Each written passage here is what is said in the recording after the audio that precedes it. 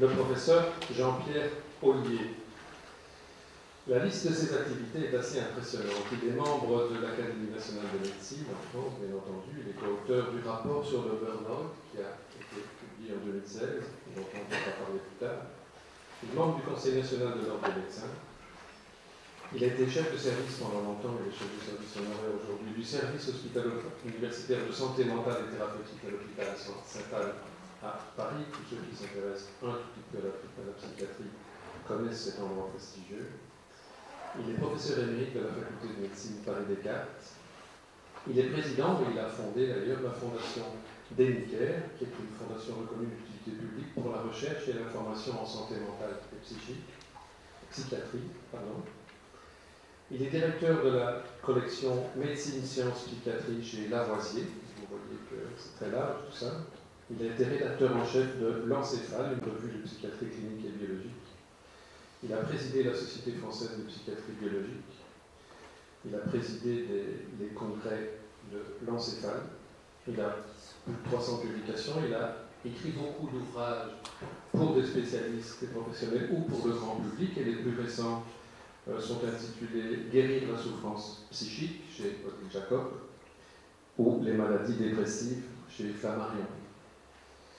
Alors, dans une interview que j'ai trouvée sur le web qui date du début de l'année passée, il explique à la personne qui l'interroge qu'il a passé sa jeunesse dans un petit village de l'Aveyron. Et je le vois sourire parce que je lui demandais hier soir si je pouvais citer cela. Et il indique aussi, finalement, j'ai fait médecine pour faire plaisir à ma mère et psychiatrie parce qu'on ne peut pas toujours faire plaisir à sa mère. Je trouve que c'est merveilleux et que dans ces conditions, Monsieur Ollier, vous êtes absolument le bienvenu à cette tribune et je vous remercie beaucoup au nom de l'Académie de nous avoir rejoints aujourd'hui. Une thématique qui nous intéresse ou doit nous intéresser toutes et tous.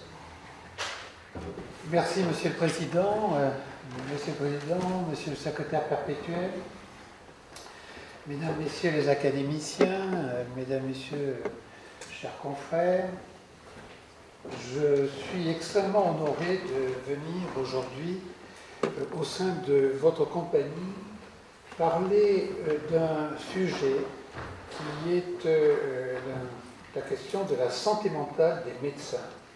C'est un sujet dont on parle très peu.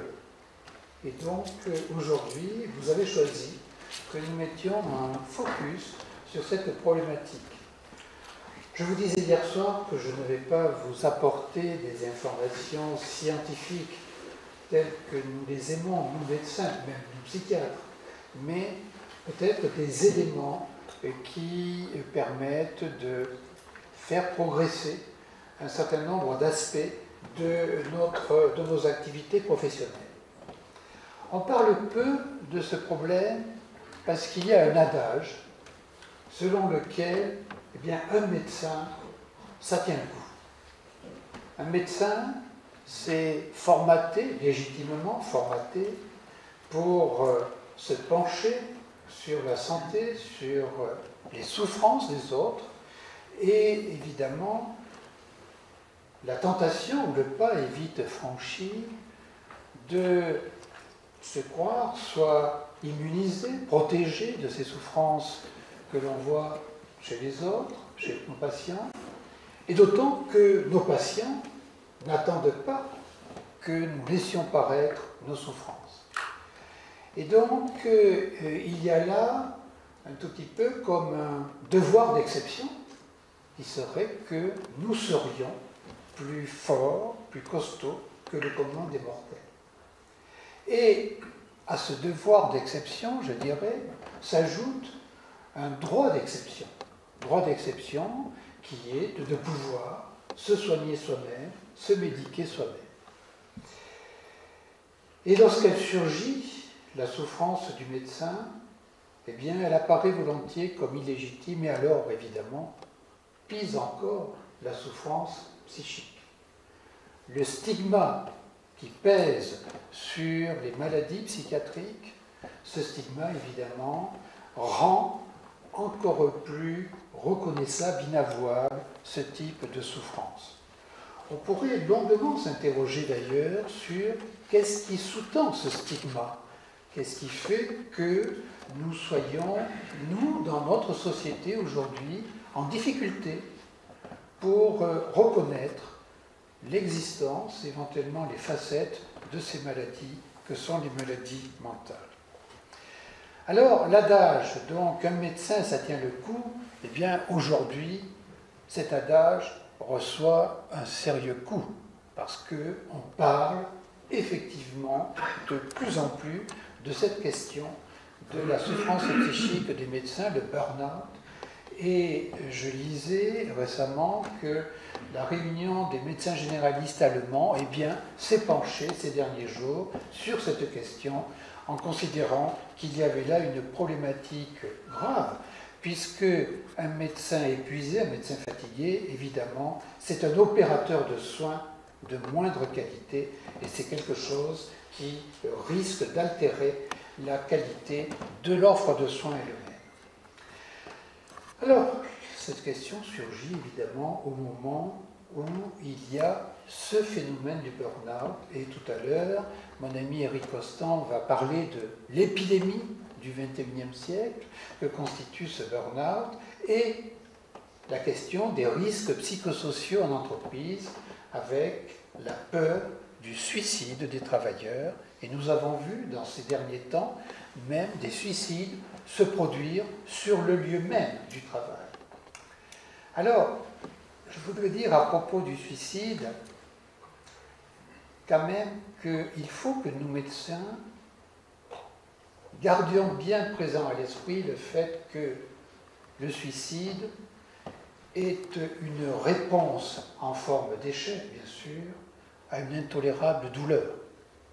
Ce n'est rien d'autre, le suicide, que l'incapacité à supporter plus longtemps cette douleur psychique qui pèse sur la personne. Tous les témoignages de suicidants, tous les témoignages de suicidés en témoignent.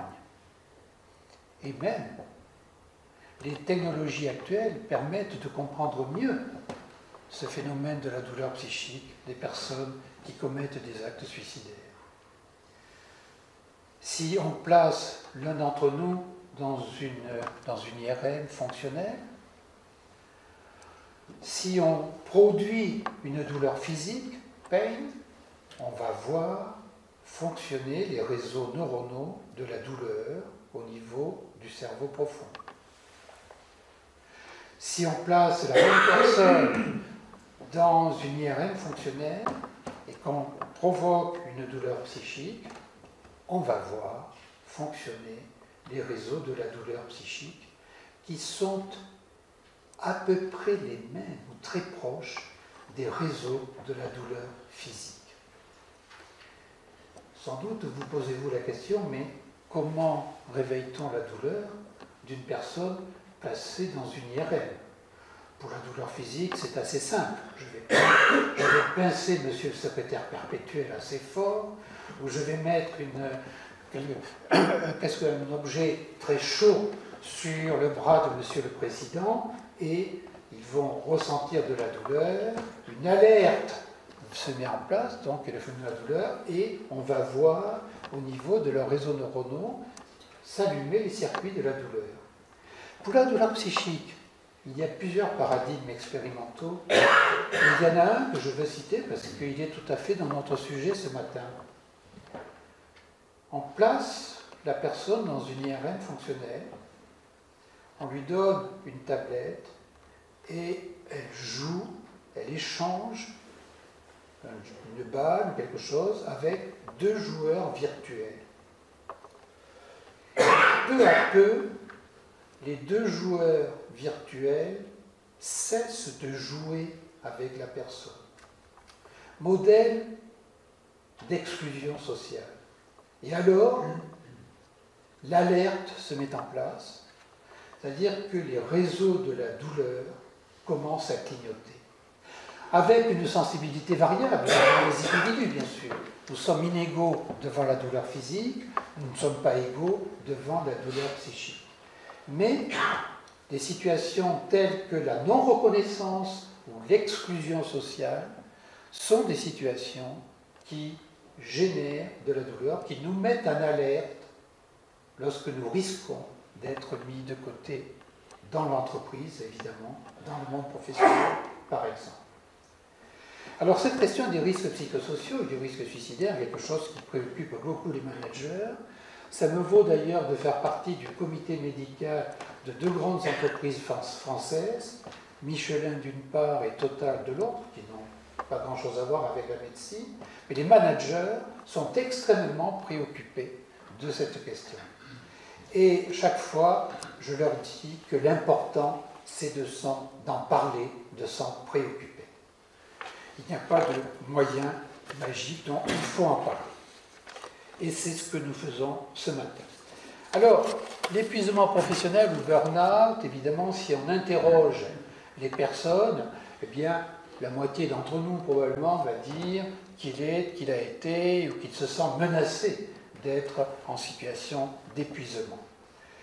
Je rappelle que le mot burn-out, mais peut-être Eric le dira-t-il aussi tout à l'heure, le mot burn-out a été conçu à propos de personnes bénévoles dans la prise en charge de patients toxicomanes aux États-Unis. Et évidemment, la prise en charge de patients toxicomanes est quelque chose d'extrêmement éprouvant. Et au bout d'1 à 2 ans de bénévolat, ces personnes craquaient. Et c'est ainsi qu'un psychiatre, Fraudenberger, a inventé le mot de cramer, de brûler à l'intérieur, la personne qui n'en peut plus. Comme il a été dit, donc en France, nous avons choisi de rédiger un rapport en 2016 sur le burn-out. Ce rapport a émis un certain nombre de recommandations, dont je vais dire un mot.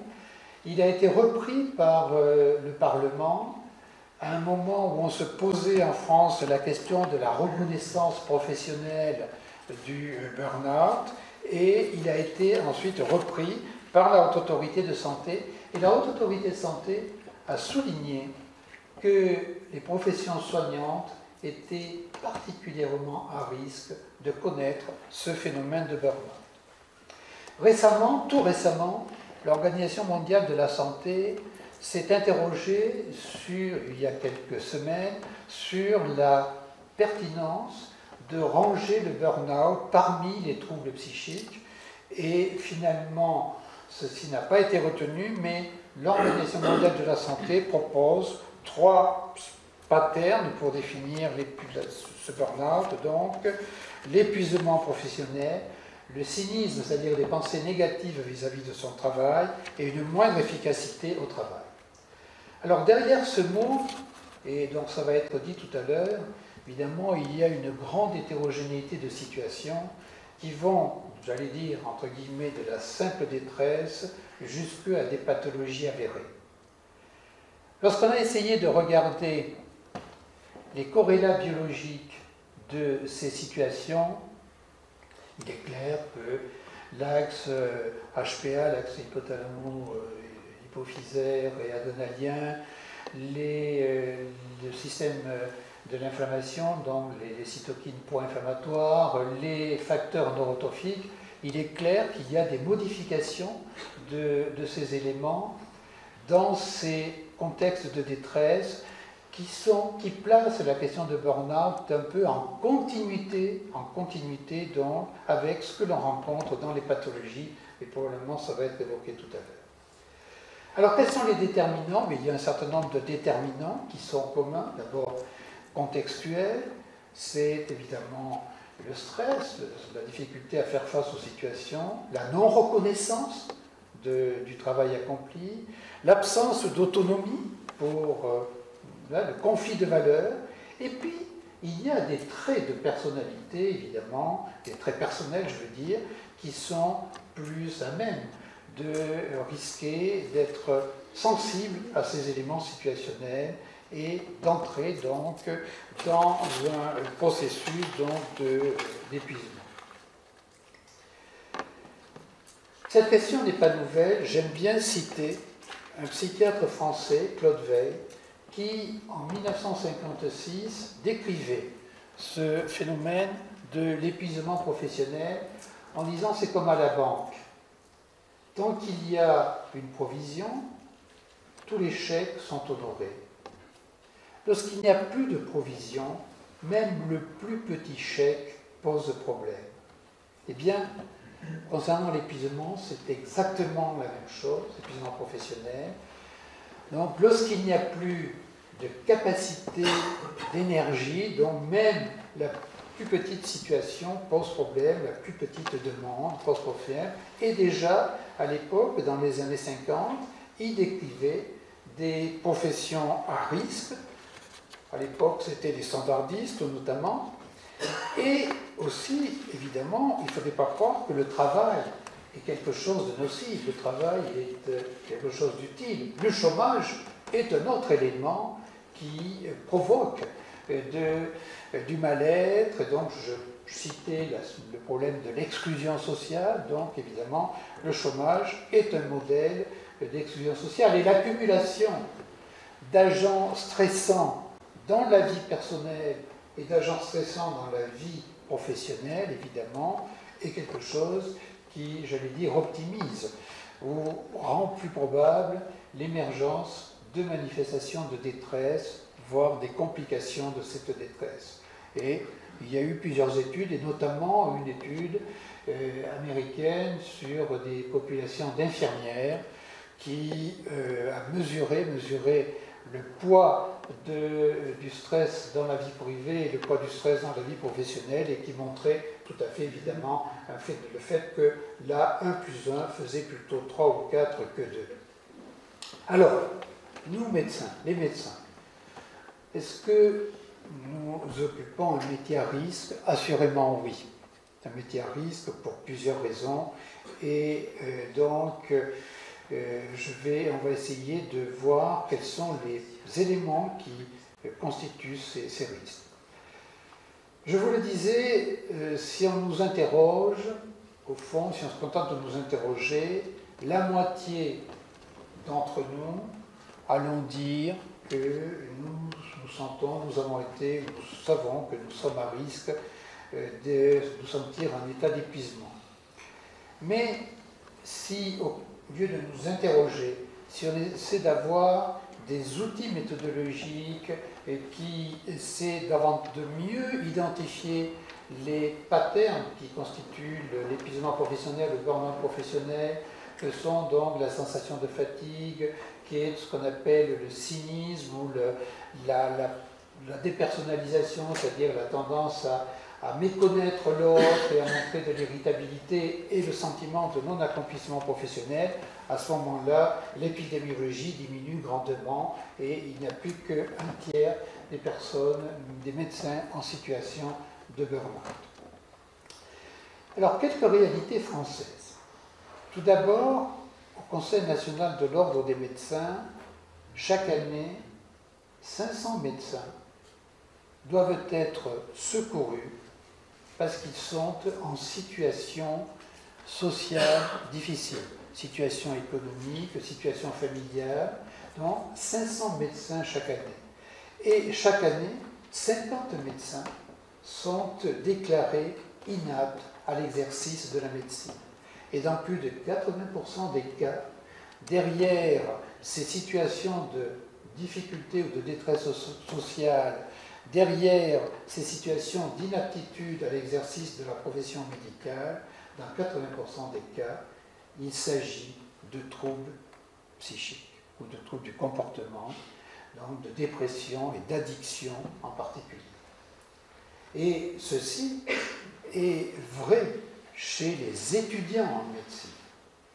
Et à titre d'exemple, je citerai la faculté de médecine de Rouen, en France, où ils ont instauré pour tout étudiant dans le cursus des études médicales, tout étudiant qui présente un taux d'échec à des certificats, qui échoue à 2 certificats dans la même année, tout étudiant est reçu par un trinôme, dont un médecin psychiatre, et dans la moitié des cas, ceci se conclut par la proposition, l'orientation vers un soin psychiatrique qui règle le problème.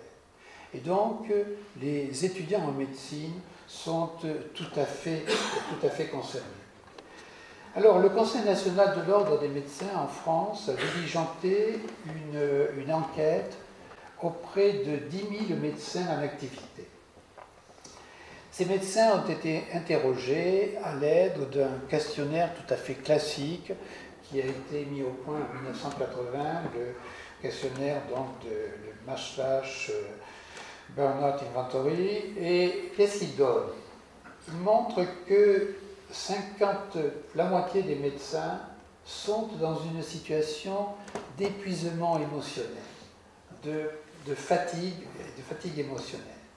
19% ont des manifestations de dépersonnalisation, d'irritabilité, et 43% une perte de sentiment d'accomplissement. Dans certaines enquêtes épidémiologiques, il serait dit que la moitié présente un burn-out, puisque dans certaines enquêtes épidémiologiques, on se contente d'un des 3 facteurs pour considérer que la personne est en burn-out. En fait, il est plus raisonnable de considérer que la personne est en détresse en burn-out lorsqu'il y a les 3 facteurs réunis. Et là, dans cette enquête, donc, c'était 13% des médecins français en activité qui sont incontestablement en situation d'épuisement professionnel et donc en situation de risque, en situation de souffrance psychique et en situation de risque de complications. D'ailleurs, 37%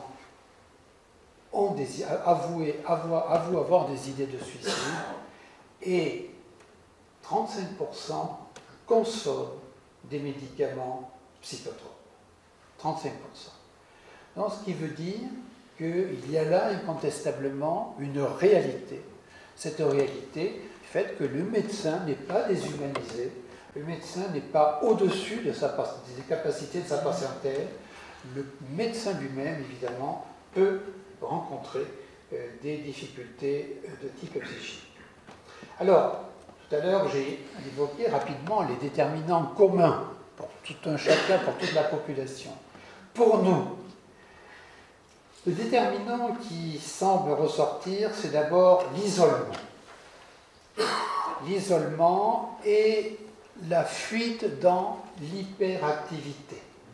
Ce qui pose évidemment la question de quid du compagnonnage, quid des réunions institutionnelles dans les hôpitaux, quid des RCP, quid du partage d'expériences entre médecins. Et d'ailleurs, certains hôpitaux en France ont mis en place des temps institutionnels structurés pour que les médecins donc, ne se sentent pas isolés.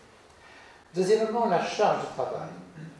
La charge de travail, ce n'est pas vraiment le volume horaire, c'est plus une charge de travail insatisfaisante, soit par des à-coups imprévisibles, soit parce que cette charge de travail comporte une part administrative lourde que le médecin ne comprend pas ou comprend mal, les phénomènes de reporting à l'hôpital comme dans les entreprises, et qui donne donc au médecin un sentiment de qualité empêchée, en quelque sorte. Il passe beaucoup de temps, il a le sentiment de perdre beaucoup de temps.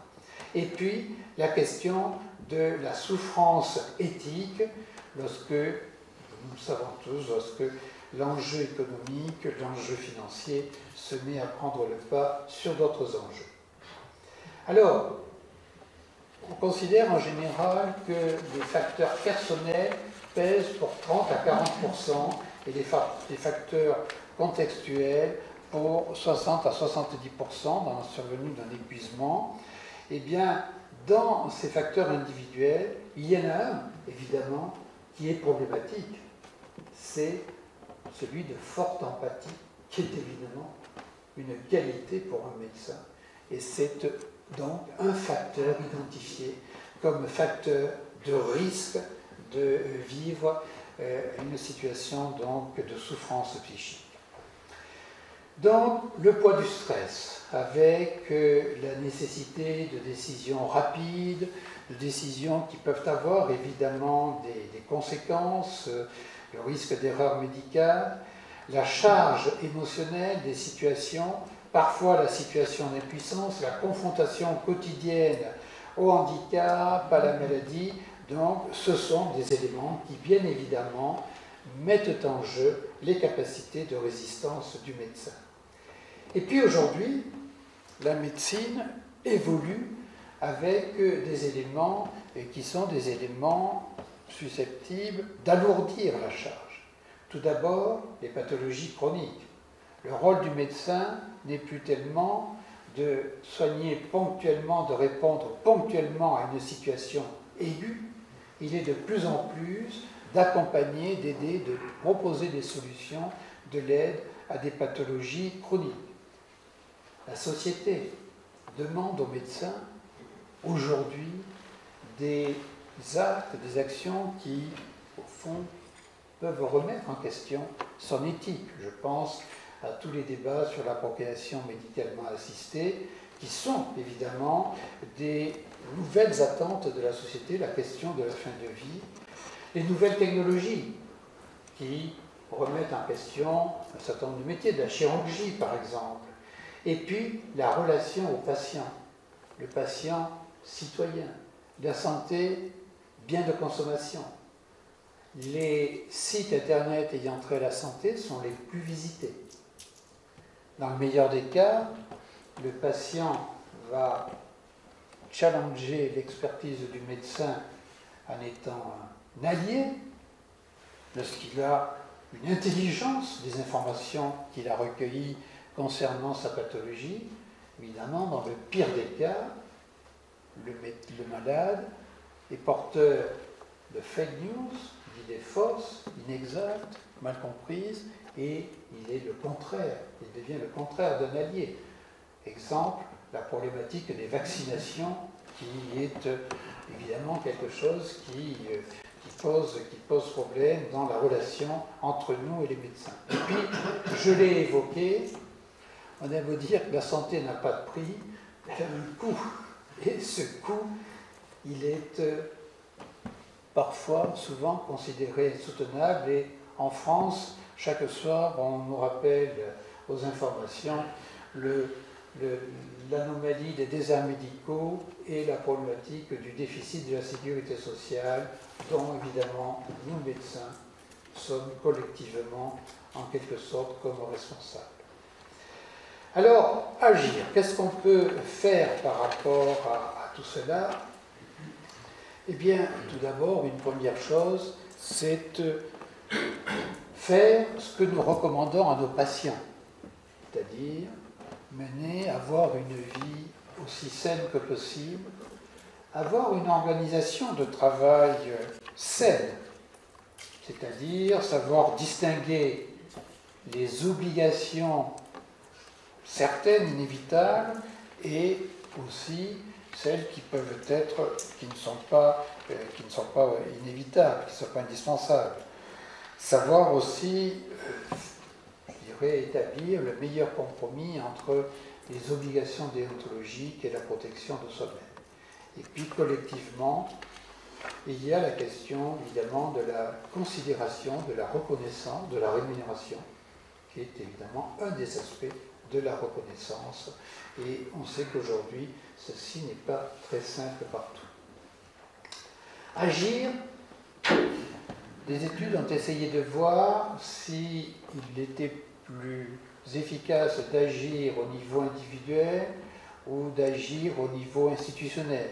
Au niveau individuel, ça veut dire mettre les médecins dans des programmes d'accompagnement avec des stratégies telles que l'apprentissage de la méditation, la définition de temps de repos, donc, et puis sur les conditions de travail, je l'ai évoqué, c'est mettre en place des temps d'échange entre les médecins et les autres professionnels. En fait, c'est difficile de conclure, mais probablement les actions sur le contexte institutionnel sont-elles plus efficaces que les actions sur l'individu. Nous venons de publier à l'Académie de médecine en France un rapport sur l'hôpital public en crise, où nous soulignons la crise de sens de la profession médicale aujourd'hui, étant donné les demandes de la société, la crise de management, étant donné la priorité de l'économique sur d'autres aspects et la crise de la reconnaissance et de la considération, je l'ai évoqué, et donc ceci participe probablement, à notre avis, à ce que l'hôpital public soit aujourd'hui en difficulté. J'ai voulu citer l'exemple de la Mayo Clinique, qui est assez exemplaire, qui a mis en place depuis plusieurs années une proposition d'accueil, d'aide, d'écoute des professionnels ayant une difficulté quelle qu'elle soit. Une difficulté sociale, une difficulté psychologique. L'avantage, c'est que finalement, ça permet éventuellement de cacher la difficulté psychologique plus individuelle. Et chaque année, eh bien, un peu moins de 10% des médecins sollicitent une aide. Ils sollicitent une aide, qui peut être une aide financière, qui peut être une aide pour un problème social, mais qui est souvent une aide pour être aidé, accompagné par un père, voire davantage. Et donc, ce modèle extrêmement discret est un modèle qui me paraît tout à fait intéressant. En France, cette problématique de la souffrance psychique des médecins a surgi à la suite de deux événements dramatiques. Tout d'abord, à Montpellier, un jeune médecin assistant a été retrouvé pendu dans un bois alors qu'il avait été mis à pied depuis 2 semaines consécutivement à une erreur médicale. Mis à pied par son chef de service, par le directeur de l'hôpital, sans que personne s'en préoccupe, et donc ce garçon s'est suicidé.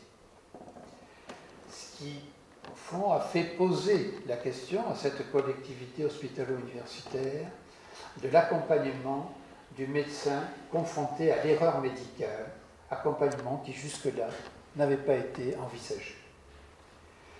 Un deuxième drame a eu lieu à l'hôpital Georges Pompidou, où un PU, un senior cette fois-ci, au retour d'un long arrêt maladie, est allé dans son hôpital, s'est défenestré. Et là, il s'est avéré qu'il y avait une situation conflictuelle foncière entre ce PU, le service, la petite unité dans laquelle il travaillait, et le reste du département de cardiologie. Et ceci a provoqué un séisme tout à fait compréhensible. Ce qu'il est intéressant, à mon avis, de noter, c'est qu'il y a 20 ans, les choses auraient été perçues très différemment.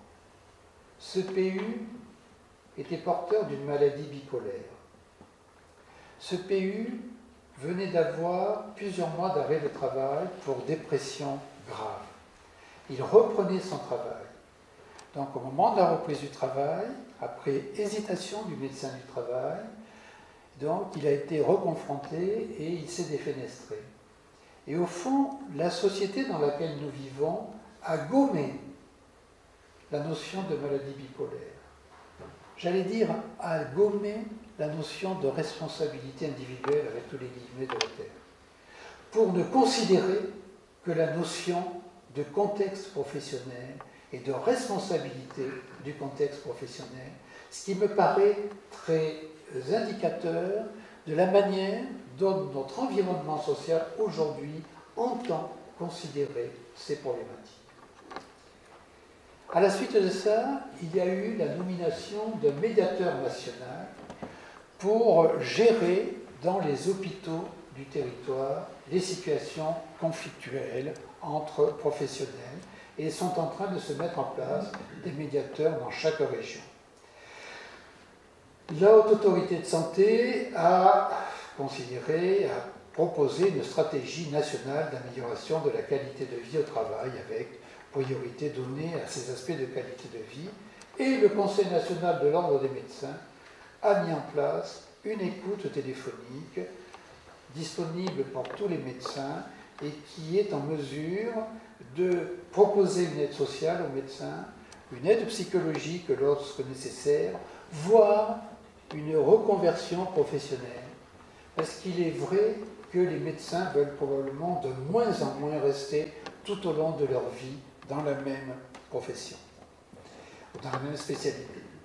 Alors je vous rappelle qu'en 2017 a été rajouté au serment de Genève, vous savez que le serment de Genève en 1948, à la suite des événements pendant la Deuxième Guerre et du rôle de certains médecins nazis, donc le serment de Genève avait posé comme nécessité, un peu en complément du serment d'Hippocrate, un certain nombre de règles déontologiques. Et en 2017, l'Association mondiale des médecins a décidé d'ajouter « Le médecin doit veiller à sa propre santé, à son bien-être et au maintien de sa formation afin de prodiguer des soins irréprochables. » Et donc a posé comme évident que la bonne santé du médecin était un élément nécessaire pour une bonne médecine. Et donc, comme disait un ancien, il n'y a pas de bonne médecine sans médecin heureux. Et comme je l'ai déjà dit, la reconnaissance sociale de notre mission doit être, je dirais, plus importante probablement qu'elle est dans la société actuelle. Alors, qu'en recommander, pour conclure? Eh bien, probablement qu'il faut cesser de taire ces questions de la gestion du stress, de la gestion des émotions et du risque pour le professionnel. Et donc, probablement, il est aussi important que les autres acquisitions d'acquérir ce savoir-faire, ce savoir-être dans la relation au malade, à sa famille, dans la relation au confrère et dans le management. Deuxièmement, nous sommes beaucoup posé la question de la sélection à l'entrée des études médicales et plusieurs personnes que nous avons auditionnées nous ont dit « mais les pilotes d'avion ». Question difficile, je vous ai dit l'expérience de l'université de Rouen qui me paraît une bonne chose. Donc question difficile, mais probablement, peut-être faut-il réfléchir à cela. Troisièmement, en France, je suppose, je crains plutôt qu'il en soit de même en Belgique, les médecins sont leurs propres médecins référents, ils se prescrivent eux-mêmes, et donc ils ne sont suivis par aucune médecine du travail lorsqu'ils sont hospitaliers, lorsqu'ils sont libéraux, c'est la même chose. Donc il faut évidemment sortir de cette situation. Et puis, il y a la question de l'exercice de la confraternité. Lorsqu'on voit un confrère en difficulté, faut-il aller jusqu'au système espagnol, en tout cas catalan, qui rend obligatoire pour le médecin constatant un confrère en difficulté d'alerter pour que ce médecin soit reçu et éventuellement accompagné. Donc autant de questions auxquelles je n'ai pas de réponse définitive, mais qui me paraissent pleinement mériter d'être réfléchies et discutées. Et je vous remercie pour votre attention.